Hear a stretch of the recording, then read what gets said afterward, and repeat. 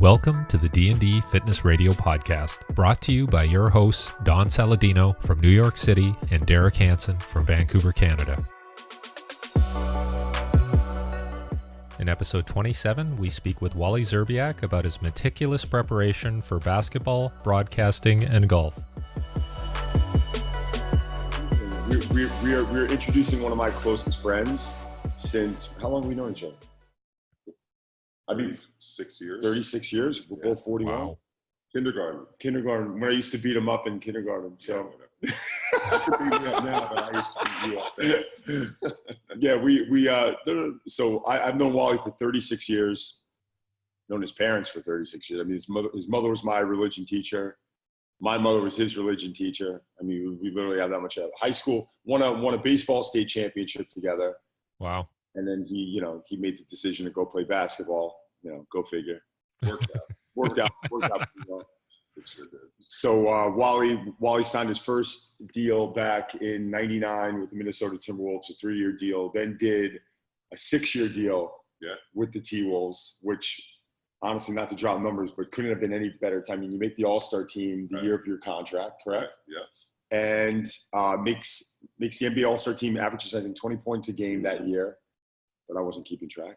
And but no, it was perfect timing. Signs his deal, 6-year deal, and then you were with Minnesota for a while, but then you bounced around to Boston, Seattle, and then the Cavs, with LeBron and your boy Z. Zydrunas Ilgauskas, who is going to be our next. He'll be one of our guests on, and we'll be. I'd love to come on with.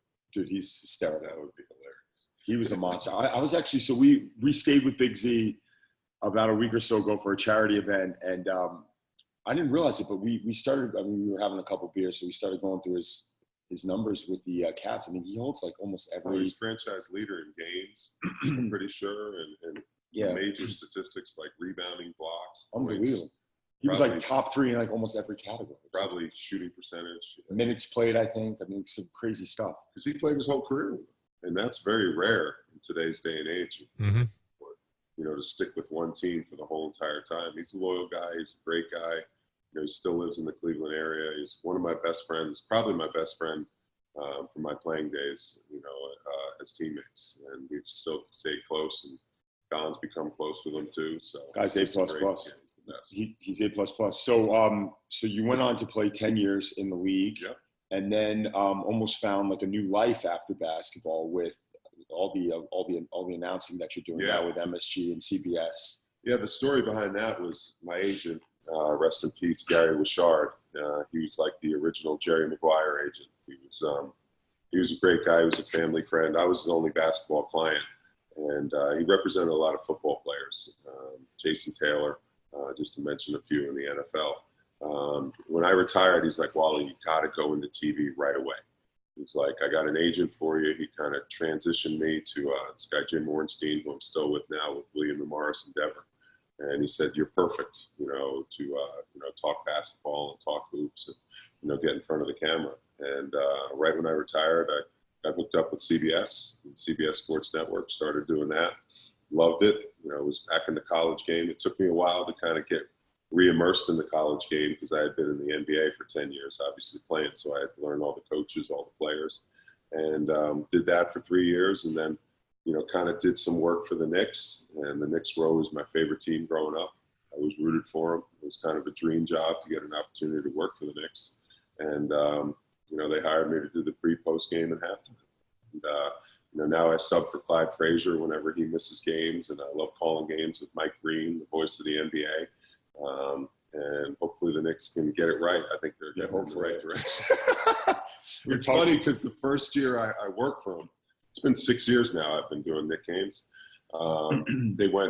They won 54 games. They made it to the second round of the playoffs. And ever since then, they haven't made the playoffs. So it's tough as an announcer, when you have a team that's not really winning as much as you hope and as much as the Knicks fans, especially when you're truly a fan too. Yeah. It's not like you were. I bleed orange and blue. Yeah. I obviously bleed Timberwolves and Cavs and Seattle and Celtics because I played for them. So when you play for those teams and you wear those jerseys, and you can see them all here. in the background. You can see all Nice. What the hell is that? You hear that? Oh, that's my little Pop Shot basketball game back here. Oh, nice. There it is. See that? I gotta That's get what the Don and kids you do in to school. compete here. Bonnie, what do you got over there? There you go. Oh, okay. Don't take another one. Nothing but net right there. Unbelievable. We're gonna do the house tour with the awesome. So that was actually a question I've never asked any athlete. What is it like moving around to a couple different teams? Like, who do you? But like the Timberwolves have got to be the team you hold closest to your heart, because that's Probably. a team. Yeah, I mean, in all fairness, they selected you 6th pick. Yeah. 6th pick to the NBA. Yep. Think about that. And you spent how many years there? 7 years. 6.5. 6.5 years. Yeah. So those are my glory days, I call them. I made the All-Star team. It was a big part. It was Robin to KG was Batman. I was kind of the second leading scorer most of the time there. We made the playoffs almost every season. The fans in Minnesota were unbelievable. And my wife and I really cherished those times in the Twin Cities and in Minneapolis. People were great. The owner was tremendous. Glenn Taylor was a phenomenal guy. And, that I consider that kind of, the prime of my career. Then the way I finished with Cleveland, couldn't have finished any better. We had a great team. We won 66 games. At the end of my career, my only thing that I missed out on in my career was a championship. And I was chasing that with the Cavs. And unfortunately, we came up short. Lost in the Eastern Conference Finals to the Orlando Magic my last year. But, the Cleveland organization, playing with LeBron, a tremendous organization, all about winning, all about family, all about the fans. And, I really cherish those times too. So it was nice little bookends, the way my career went. No, I mean, Derek, think about it. It was an incredible career. You got a guy from Colston Harbor High School, which I think our graduating class was 100 people. Yeah. To go on 6th pick, play 10 years in the NBA and average 14 points a game. 14 points a game. So he's pretty good. Yeah. He was a pretty good athlete in his own right, believe me. Well, you could get him on the broadcast as well. Yeah, back in the day. This guy could throw a baseball a lot faster than I could. That's true. But I read like you were getting like 40 points a game in high school and you're 6'7", and you didn't get as many looks by colleges that you might have expected. Yeah. Our school was more known for lacrosse and soccer and other sports. And, nobody was really coming to recruit a basketball player at Colston Harbor. I had opportunities to go play in Catholic schools, but I was comfortable here. I love my friends. I love my family. I love the comfort of being at home. And, not a lot of people really noticed me. And I was kind of a little bit of a late bloomer. In high school, I didn't mature as quickly as a lot of other kids did. So in college, I grew 3 inches. Okay. Went into college, I was 6'4", 6'5". So, and, I grew to 6'7", 6'8", and really got stronger. My freshman and sophomore years when I really matured as a man and as a person. So, but I had good opportunities. I mean, my recruitment, I could have gone to Harvard. That was kind of the academic angle. I was considering going there. Miami of Ohio, I could have gone to St. John's, could have gone to Iowa, could have gone to NC State. I was looking at Siena. That was kind of like my final 5. And it was kind of like a mishmash of a little bit of everything. And the reason I picked Miami was because Miami had the basketball that was very good. The year before I got there, they made the NCAA tournament, made the second round. It's a very good academic school. The campus is to die for. I mean, if you can ever get there, it's like a UVA campus. It's tremendous. And the people were great. And I remember, I'll never forget on my recruiting visit, my host, Kyle Johnson, he took me to see Forrest Gump Friday night. I love it. One of the best movies of all time. Yeah, it really was. And I just had a great recruiting visit. I clicked with all the players.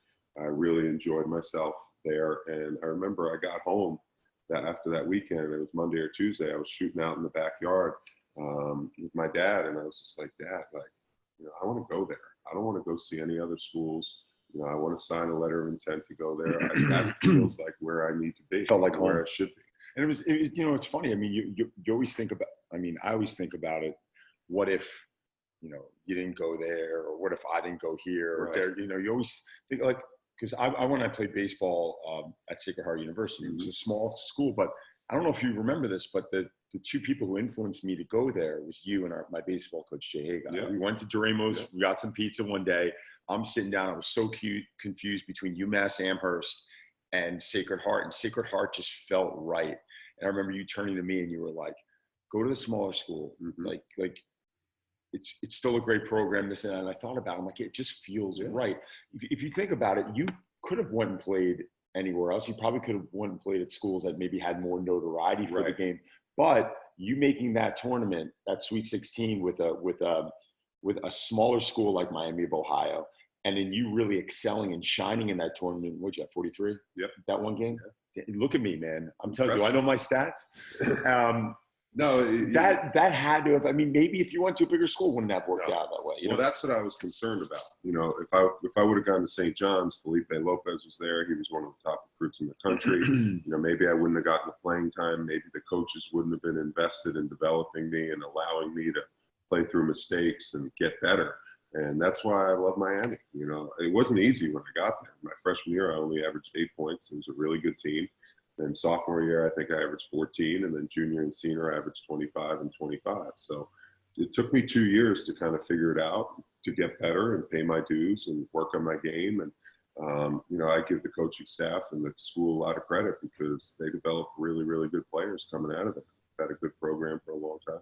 But it was amazing also, Derek, because physically, I remember Wally in high school. He was tall, but his body, he didn't have that. He didn't have that posture. It was almost a little awkward and walking around. He was almost like his body was growing too fast. And I remember him coming back freshman year, and it seemed like it was 4 years later. Because I'm like, what the hell happened to you? He was like, yeah, I started working out. I'm like, so did I. Like, your body literally, it just clicked, and you look like you put on.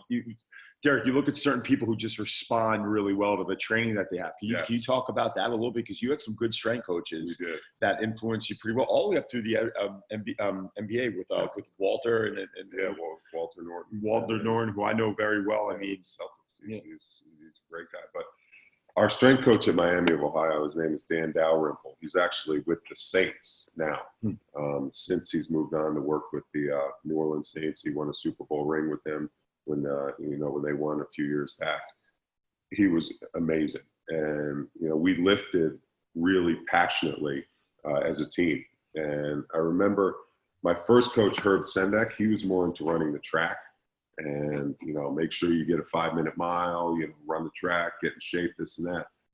But when he left and our new coach took over, Charlie Coles, he kind of did away with track work and he did more strength work and more agility work and more basketball specific training.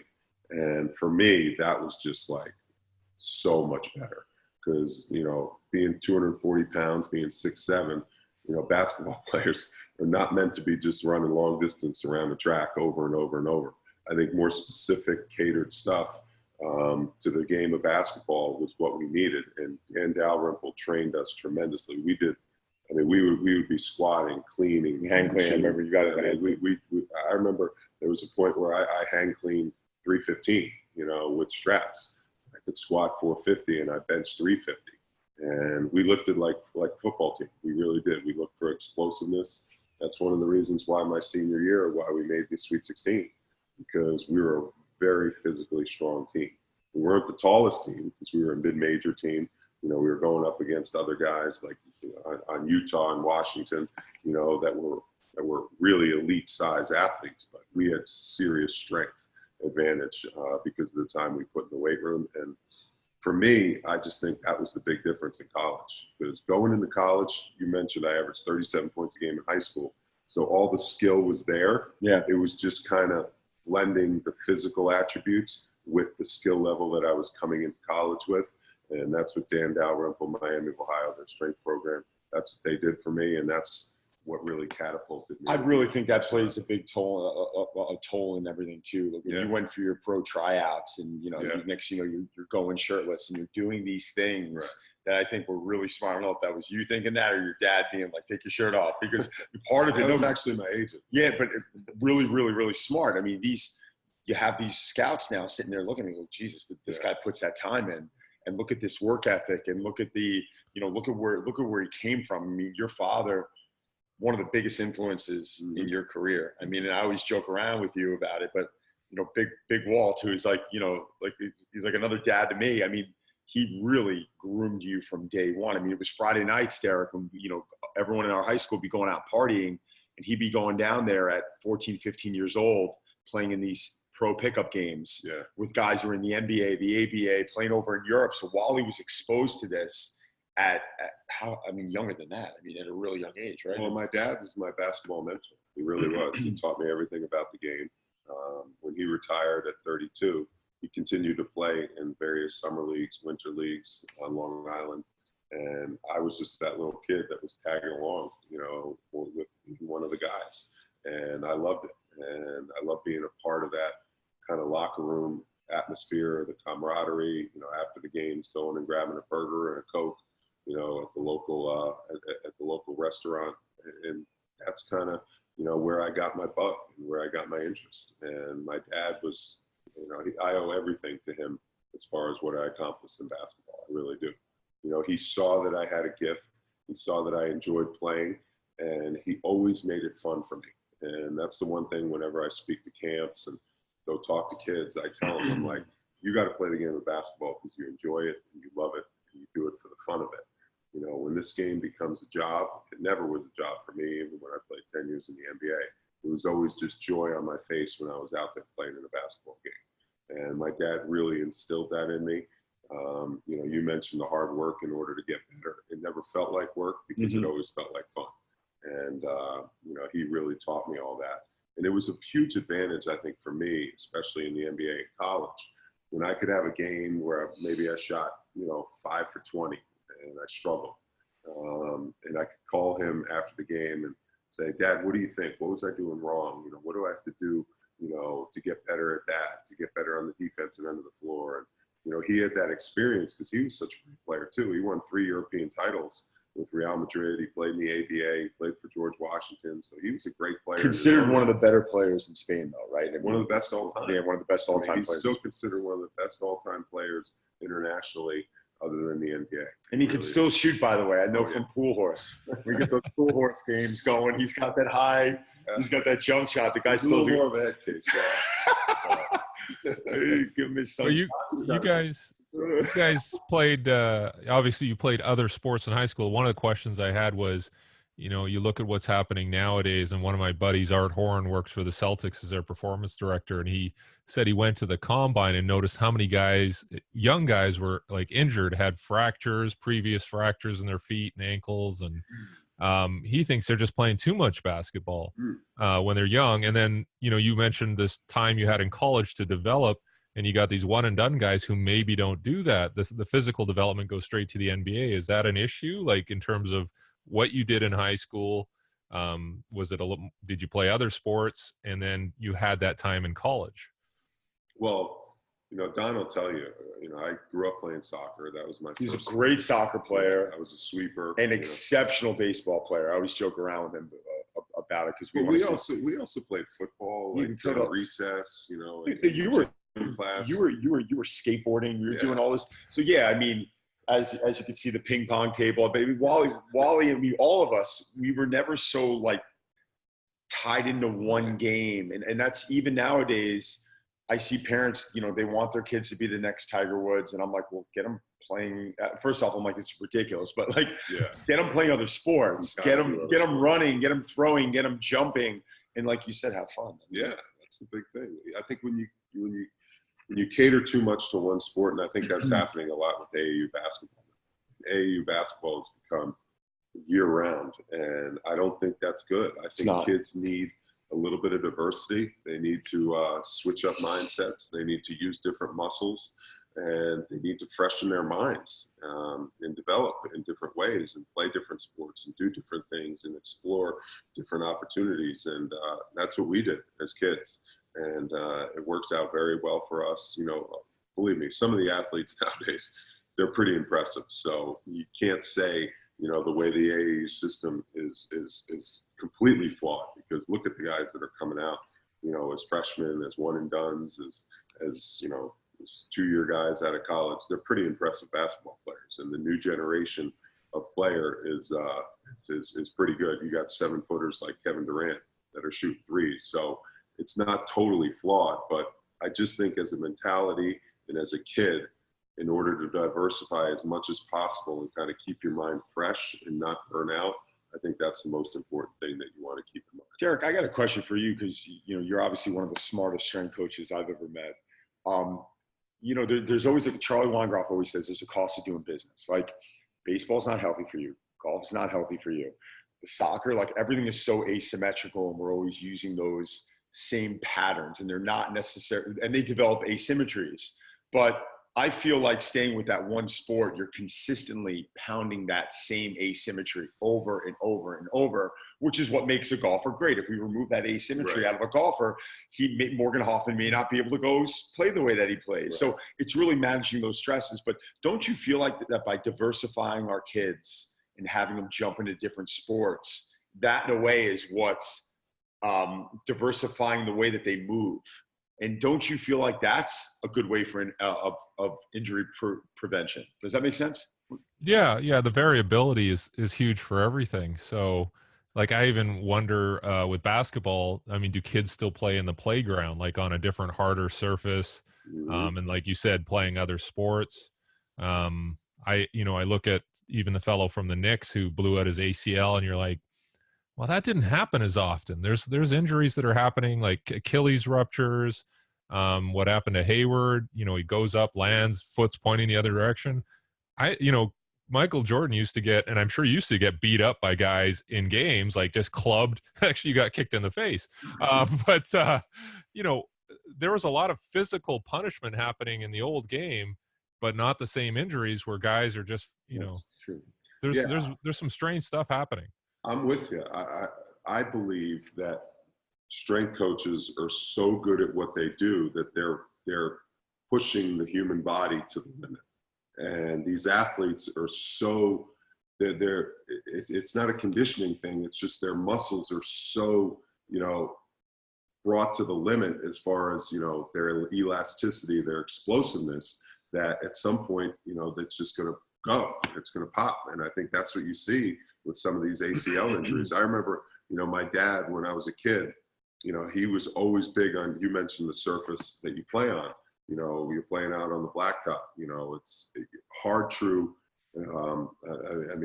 Composite basketball courts, my dad would not play, and he wouldn't allow me to play them either. The tartan floors, he said, you're playing on a wood floor and that's it. Those tartan floors are like that sticky, you don't get that little slide. You don't get that little give. It's a torn ACL. It's not forgiving. Right. It's an ACL waiting to happen. So, you got to watch the surface that you play on. That's big. And like you mentioned, trainers nowadays, they're so good at what they do, but they're also pushing the body to a limit where the body's moving faster than maybe it can handle. And it's cutting faster than it can handle. It's jumping higher than it can handle. I remember my dad saying, Julius Erving used to say, most important thing is not learning how to jump, it's learning how to land. Yeah.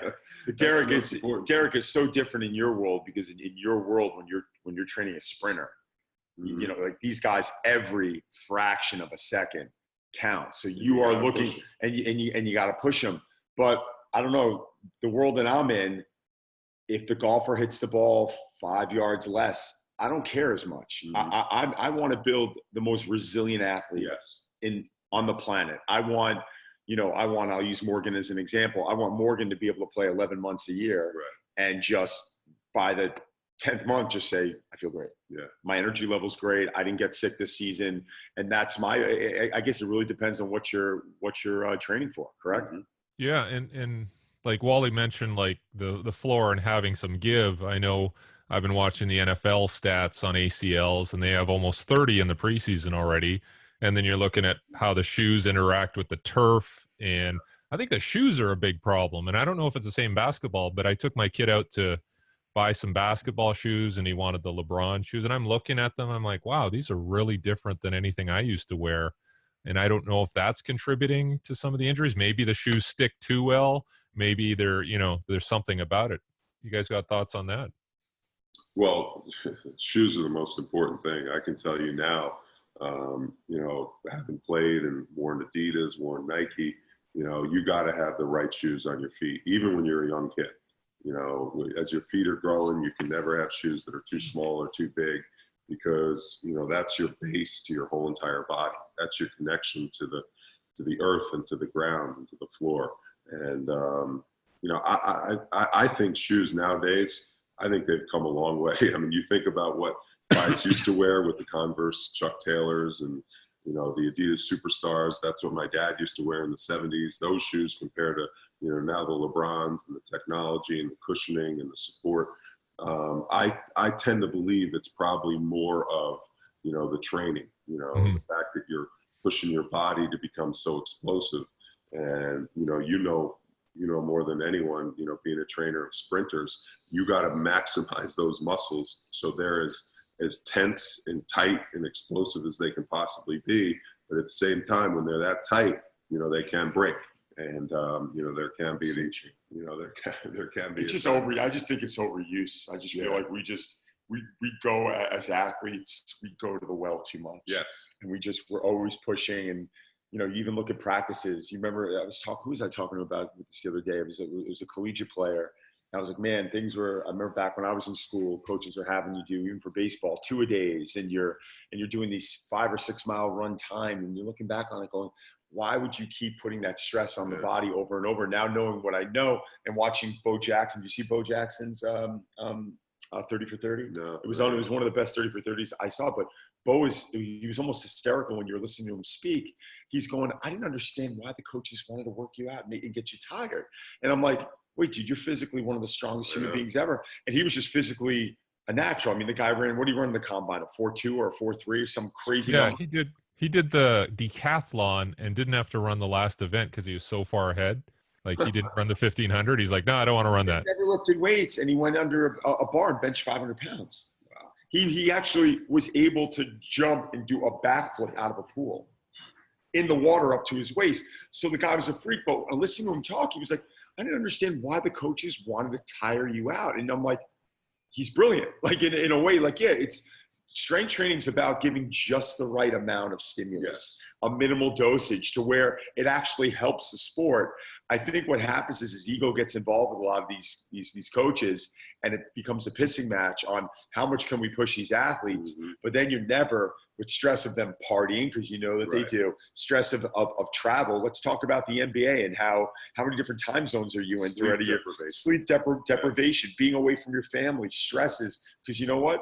You're a human being. When you don't see your wife and kids for a few weeks, it becomes really stressful. And I think coaches just don't take that into consideration. I think guys' bodies are beat down. I mean, the season's how many games? 82 games. It's a lot. It is. And I give the NBA credit, though. They're trying to space it out, and that's due to the players. You know, the season starts October 15th. The first Knicks game is October 17th. And I remember when I played, the first game was November 1st. So the players are asking for more breaks in between games. They ask for a longer all-star break in order to kind of recharge their batteries in the middle of the season. And I think it's good because, you know, players are assets to the NBA. I mean, they're huge. They're just huge people that people want to watch play. And when people go to games, they don't want them to be injured. They don't want LeBron James. It's incredible how much money players like that can bring into an organization. You know, I'm watching. Do you remember Tiger Woods the other day coming back into one of the was the last major? PGA. I mean, the ratings were crazy. And then when he lost a couple of shots and everyone knew he wasn't going to win, I think they said viewership dropped like 30% instantaneously. Like, think about that. Like, you better make sure that he's healthy. You better make sure LeBron's healthy, because people are coming out to watch these guys. Like, thinking back on my career, I just wish I would have done a little bit more to figure out how to stay healthy. You know, I had a fairly injury-free. I was looking back at the amount of games I played. There was maybe 1 or 2 seasons where I only played, 50 games out of the 82. I was, for the most part, relatively healthy comparative to what a lot of guys go through. But I had to put a lot of work in off the court in order to make sure I could get on the court. I mean, it's being a professional athlete. It's not just you show up at 7:30 and you drop 20 points. I mean, it is a year-long, battle as far as your fitness, as far as your diet, as far as, your stress management, as far as having, I was lucky because I had a tremendous wife and a phenomenal family. And I mentioned my dad, my wife, Shannon, was just always there, in the down times and in the good times. And I think that allowed me to really succeed at the highest level. And some athletes don't have that. And as a result, the highs and lows that you see some guys go through, and the inconsistency, I think, is because they don't have that solid background and that solid framework off the court. Because you're only as good on the court as your life is off the court. Did you think about how you played the game? Like, it was interesting. I was looking at some of the clips, and there was a couple of clips where, like, you dunked and you almost shocked the announcers. Are like, "Oh my God, did you see that dunk he did?" Or you had a block that they replayed, and they're like, "Oh my God, this guy!" Like, it was almost like you surprised them. And I'm like, well, no, the guy's a good athlete, but did you play a certain way so that you could preserve yourself? Well, when I came in, as a rookie, I was very explosive, very athletic. We mentioned the training that I did in college. I was an elite explosive athlete. As my career started to go and as the mileage started to wear on my knees, and my hips, I had to figure out other ways to kind of, get the job done. I was always known as an elite shooter. So when you can shoot the basketball, you can play pretty much for a long time. And, at the end of my career, I wasn't, as explosive as I was, but every once in a while, I would remind the announcers about it. You would see those clips here and there. I wish there was, YouTube and all that stuff back in 95 and 99 when I was in college and I was a rookie in the NBA, because, there were some pretty explosive plays back then. But by the time the end of my career started coming around, I had this knee injury that I'm dealing with now. I'm in line for a knee replacement because of the mileage I put on my body throughout the NBA. I just had to figure out ways to get it done. And, as a professional, you just, you find out how to perform and how to do your job for your team. And, every once in a while, I would throw in that exciting highlight play. But for the most part, towards the end of my career, it was meat and potatoes kind of stuff that was getting the job done. Did you have that moment? Because now I'm going to start asking some of these fun questions. But did you have did you have that moment when you were on the court, you stepped onto the court, and you're like, "Oh my God, I'm out here with this guy"? Yeah. And who did that happen with? I remember with Jordan. I always loved watching Jordan. I always rooted against Jordan, like I do root against Tiger. I like seeing other people get a piece of the pie and, get some of the glory. But I played against Jordan when he was on the Wizards, and I was like, wow, this is pretty cool. And not only did I play against him, we were matched up I was the starting small forward. He was the starting small forward. We were going at it every single possession. We were guarding each other. And, he talk crap to you? Not really. Oh, okay.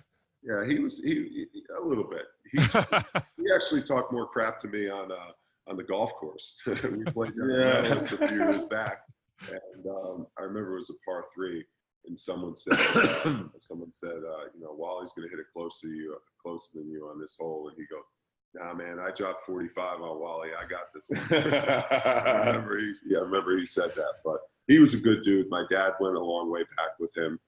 They knew each other very well. So, but it was all business. When I'm guarding Kobe Bryant, when I'm guarding LeBron James, when I'm guarding, Michael Jordan, it's all about business, trying to win a game for your team. I got a funny story now. So Wally and I play a lot of golf together, and it was our first member guest. This is before Wally got into the club, and Wally was my member guest partner as he was getting into our club, and we make the shootout, which is like the finals.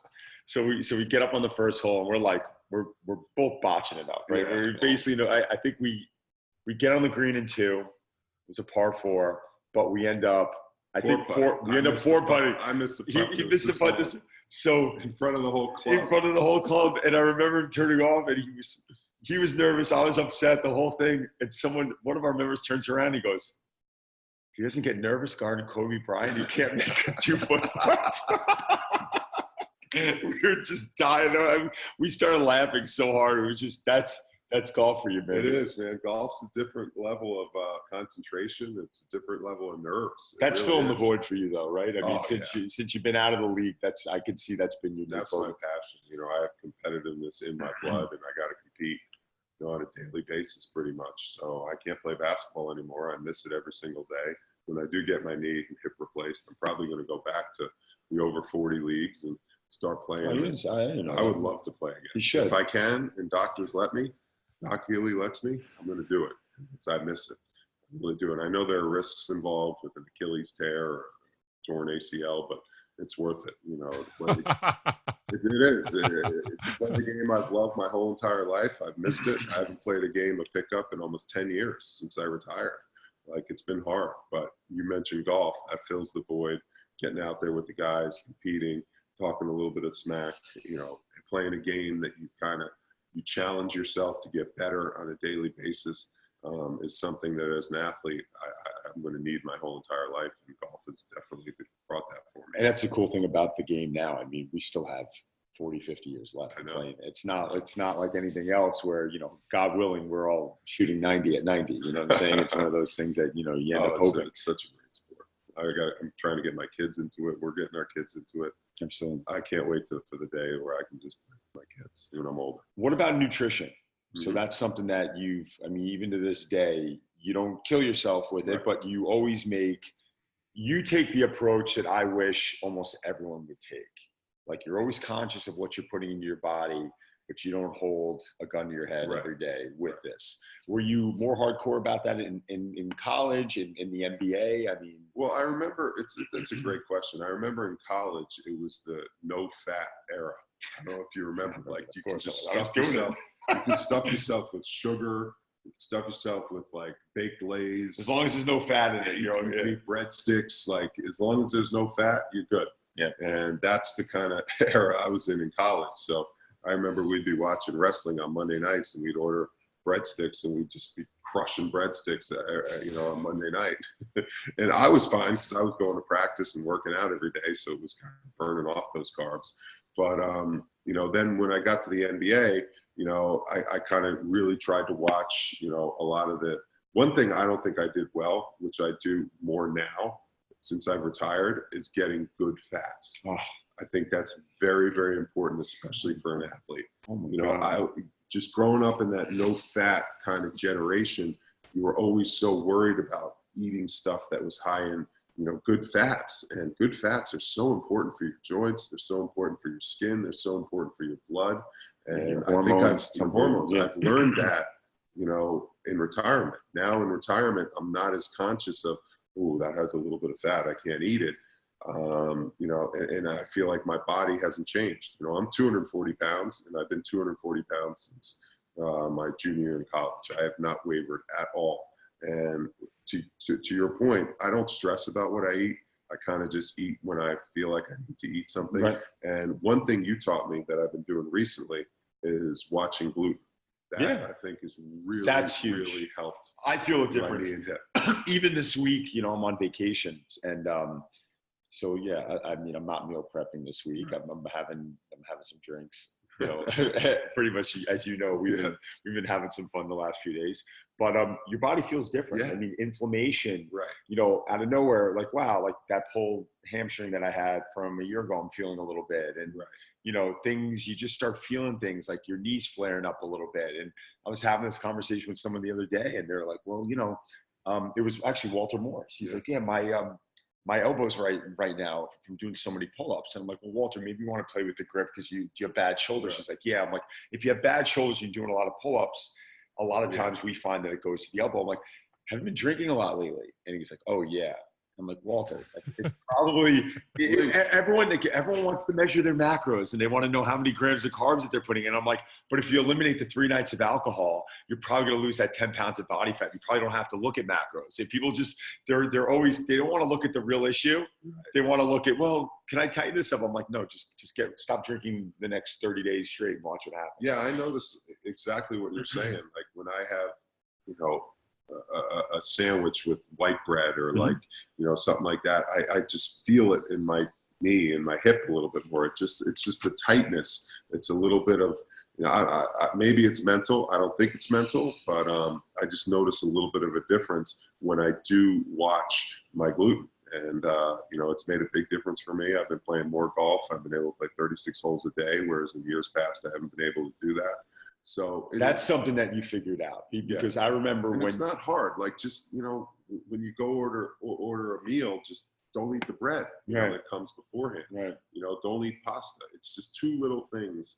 You know, you can still have rice, you can still have potato chips, you can still have French fries and stuff like that. All that is gluten-free. You know your body. And I find my body craves that stuff. Right. It craves food that makes it feel good. Right. And I've learned that your body will start to crave the good stuff if you start putting the good stuff in your body. Derek, all the skeptics crack me up because, you know, so I remember when we went into this whole gluten-free zone, as you call it, and then you had specific nutritionists coming on saying, oh, gluten's not bad. Or you always have the other day, Luke Donald sends me a message and he's like, they're saying coconut oil is poison. And I'm like, I'm rolling my eyes. I'm like, soon they're going to say water's bad for you. It's like, there's always someone, and this is what a lot of these publications do. They want to find an angle, even if the research is complete crap, they're still putting it up there because it's something that's so different. I've seen these on specific photo shoots that I've gone into, and they wanted to do a tornado ball drill. And they're like, well, can you do it like this?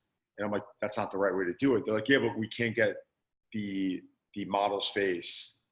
They would have me there as the expert. I'm like, no, you can't do it that way. It's an irrelevant drill now. It doesn't make any sense. They don't care. It's like, you start laughing. You're like, all right, like, let's just put any ounce of crap out there.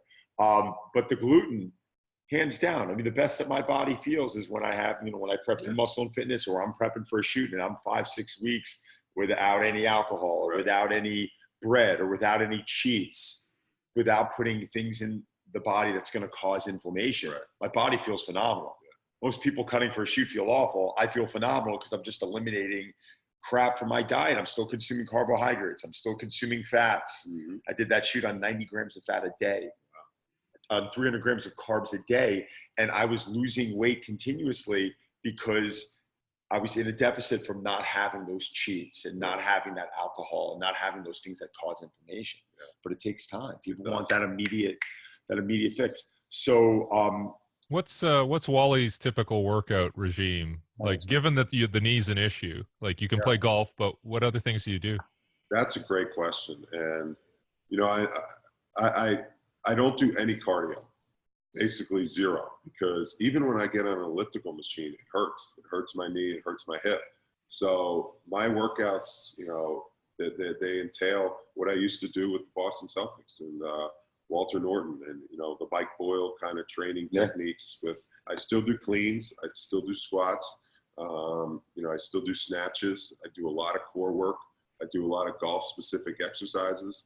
And for example, you know, like when I go to the gym, I was going to go this morning, but I couldn't get up. I needed to get that last night. So, I'll get there. I'll do, I call it triples. You know, I'll do squats, cleans, you know, rollouts, you know, for your core. And I'll do 2 sets of those. So squats, cleans, rollouts, squats, cleans, rollouts. Boom. That's the first triple, I call it. That's done. Then I'll do another set of triples where it's, you know, ball leg curl, you know, single leg deadlift, and another core exercise, you know, hanging leg raise. 1, 2, 3, 1, 2, 3. That's my workout. I get it done in like 40, 45 minutes. Gets my heart rate up. You know, my body hasn't changed since I retired, and that's all I do.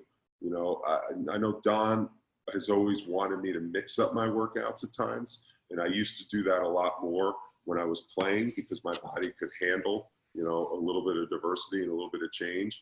But now with my knee and hip, I've kind of locked into the exercises that don't hurt.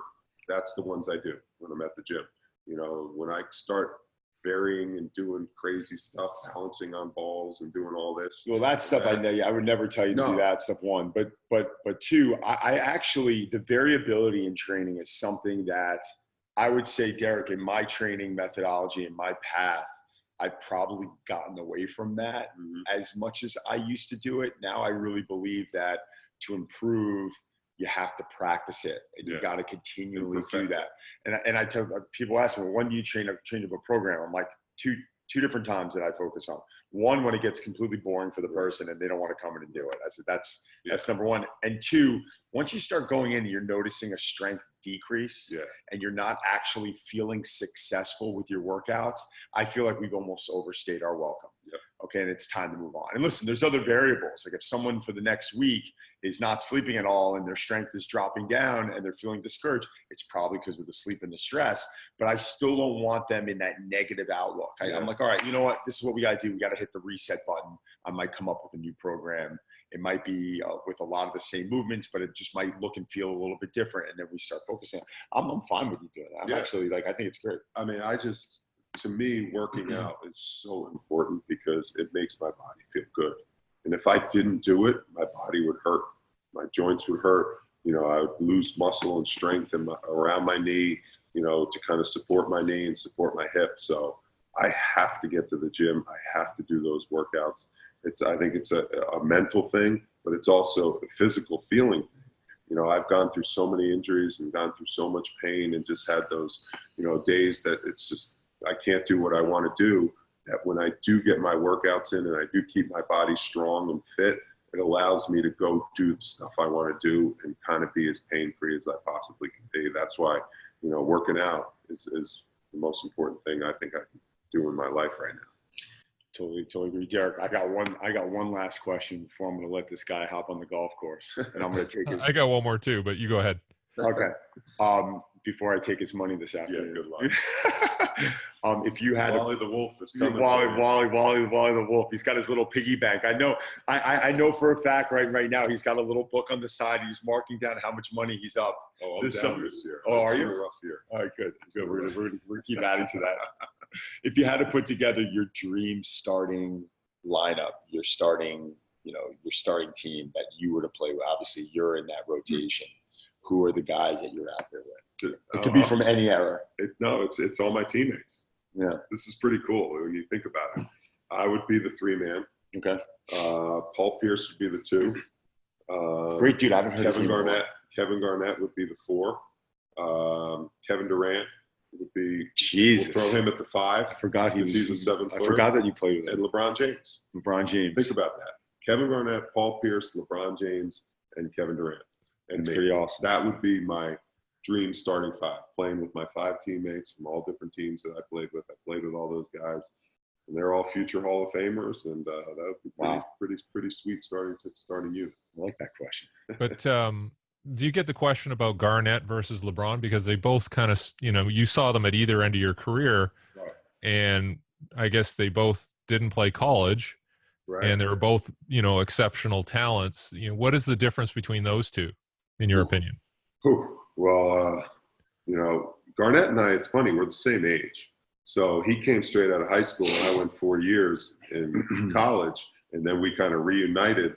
He was going into his 5th year in the NBA. I'm going into my rookie year with the Timberwolves. But we were the same age. We were the same draft class. We should have been the same draft class. But, he was one of those pioneers. He had it tough too, coming out of high school. He had a tough road. A lot of people were like, what are you doing coming straight out of high school? A lot of his teammates, a lot of his veterans, they put him through a tough time. They really did. But he paved the way for guys like LeBron. When they started doing it, 10 years later, 8 years later, whenever LeBron did it, it kind of became a little bit more mainstream. It became a little bit more accepted. And obviously LeBron just hit the ground running when he got in. But to answer your question, Kevin Garnett was one of the most focused individuals off the court I have ever been around. Just a pro's pro, the way he practiced, the way he prepared. I remember he used to get massage therapy every single game day for 2.5 hours, right after shoot around to prepare him to be ready to go game day. LeBron James was the same way. I mean, his off-the-court routine, his trainers that he had, his routine to keep his body strong. There's a reason why those guys are two of the most durable players ever, because they put in the work off the floor. LeBron was probably a little bit more fun-loving. Off the floor is a little more of a jokester. On the floor, he was obviously all business, but he was smiling a lot. Yeah, Garnett looked like a killer when he was out there. No, he looked like a killer, and I'll never forget. But I like that because that's what I was all about. He had that turnaround jumper that I Yeah. felt like, I don't know if he's ever missed that shot in his life. I mean, I remember at one point I was watching him. It was some game, and he had this fadeaway turnaround jumper, and the guy was 6'11", right? So he's 6'11" with this turnaround jumper, and I'm almost looking at a buddy of mine going, how does anyone even block that? It's almost impossible. You make it like every freaking time. It was like he made his career on that shot, I felt like. Yeah, and I think that's why we clicked as teammates. You know, we had our ups and downs initially. You know, when I came in as a rookie, you know, I had to kind of find my way, and he had to accept me in my role, you know, as kind of the second guy to him. But you know, we just were ultimate competitors, and I think that's the mutual respect we had for each other. When that ball was thrown up and that tip happened, you know, KG and I had one goal in mind, and that was to win games for the Timberwolves. Gotta respect him. You know, I had a lot of respect for him for that, and we won a lot of games, and we had a lot of success. And ever since KG and I were traded away from the Timberwolves, they haven't had that type of success. It was 12 years before they finally made the playoffs, and that was just last year. How far did you guys go? Was West Coast Finals? Western Conference Finals. With Sprewell Cassell. We had some good years. So, you know, both those guys were a joy to play with. You know, LeBron's one of my favorite teammates. You know, he makes everyone better out there on the floor. We won 66 games, had an opportunity to win a championship. So, you know, I could say nothing but good things about him, not only as a player, but as a friend and as a father and as a person. You know, all around just a tremendous guy. And you still put Jordan up there as you feel the greatest of all time. He still is. So people are trying to compare LeBron and Jordan. You almost feel like LeBron physically is the greatest player ever. But, you know, you mean from strength, speed, size, athleticism, a guy that size to doing what he's doing is incredible. But as far as, I just think Jordan had that chip in his head and that skill level, you know, that kind of just keeps him a little bit above LeBron. LeBron still has a little bit of time to kind of win a couple more championships and, you know, get things done. But, you know, I just look, the thing that bothers me about LeBron is his free throw shooting percentage. If you're the greatest of all time, you should not be a career 70 or 75% free throw shooter, because shooting is the most important skill in the game of basketball. You know, LeBron can overpower people. He can get to the basket. He can dunk. He can finish with his right hand, his left hand. But when it comes to the end of the game, you can't just barrel over 5 guys and get to the basket and dunk. You have to be able to be a skilled shooter. And that's the one thing that I think Jordan has a little bit over LeBron. What was Jordan's career? I think he was 80, 85, something like that. You know, LeBron's a better three-point shooter because now, you know, three-point shooting has gone to a new level with the way guys are shooting threes. But I just think the skill level of Michael Jordan in those crunch time moments is what just separates him from the slightest little bit above LeBron as being the greatest of all time. So this is my last question. Your father, you said, was your mentor. If you were a mentor to a young basketball player, and kind of going off of what you just said about shooting, what are the things that you would tell this young person to focus on? Well, first and foremost, you know, play the game because you love the game, and play the game with your friends and have fun doing it. You know, never just go out there and, you know, shoot 500 shots because you feel that's how you're going to get better. You're not going to get better if you're not enjoying shooting those 500 shots. That's the most important thing I would tell young kids. I would say, find a way to make the game of basketball a lot of fun and enjoyable. And then you'll be out there playing it. You'll be out there getting better. You'll be out there working on your game. And you won't even think you're working on your game. You think you're just out there having fun with your boys and with your friends. And you're making relationships and stuff like that. And that's what my dad instilled in me. So that's what I would tell kids. I would tell kids, you know, I think it's great the way AAU, you have a ball in your hand all the time and you're playing a lot of games. There's nothing wrong with that.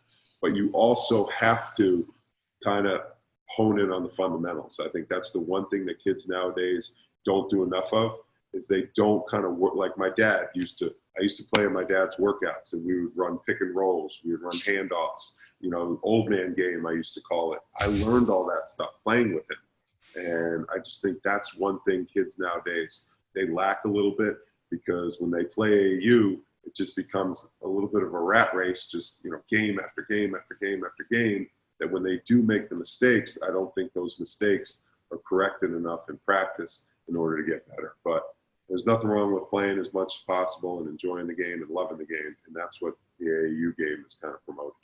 All right. Last question.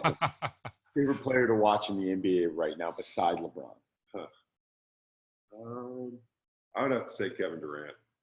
I love that guy. I mean, I played with him his rookie year. He wasn't nearly the player he is now, but he's a special kid, though. If LeBron wasn't that good, he's a special kid. If LeBron wasn't that good, that guy could be considered one of the greatest of all time. I mean, he's a 7-footer that shoots. You talk about skill level. He shoots 90% from the free throw line, over 40% from three. That's incredible. He blocks shots. He rebounds. I mean, this guy is just a transcendent basketball player. I mean, think of Wilt Chamberlain. Yeah. Who could shoot threes. Yeah, I mean, that's basically what he is. He's Wilt Chamberlain's size. He's not as physically strong as Wilt was, and Wilt was a physical monster with the guy he was playing against. But this is a 7-foot guy, same size, that has that skill level. I love watching Kevin Durant play. He's incredible. All right. Well, listen, thank you. I'm ready to take your money on the golf course. Awesome. Thank you, Wally. So, can you tell everyone, because we're going to have a lot of people interested to follow you now and to check you out. So where can they find you on Instagram? I'm on Instagram at Wallyball10. I'm on Twitter at Wallyball. Kind of catchy name. Came up with it. I like it. I love it. I love following this guy, man. This guy is the man when it comes to fitness. I love it. Thank you, bro. I love this guy, so thank you. He taught me everything I know pretty much in the fitness nutrition world, and I still lean on him quite a bit. I appreciate that. And he leans on me on the golf course. Plenty times. That's his partner. All right, brother. Derek, thanks again, man. Good. We'll catch a game together when I'm out there next on. Hands down. Derek. Talk to you, brother. Thanks, guys. Take care.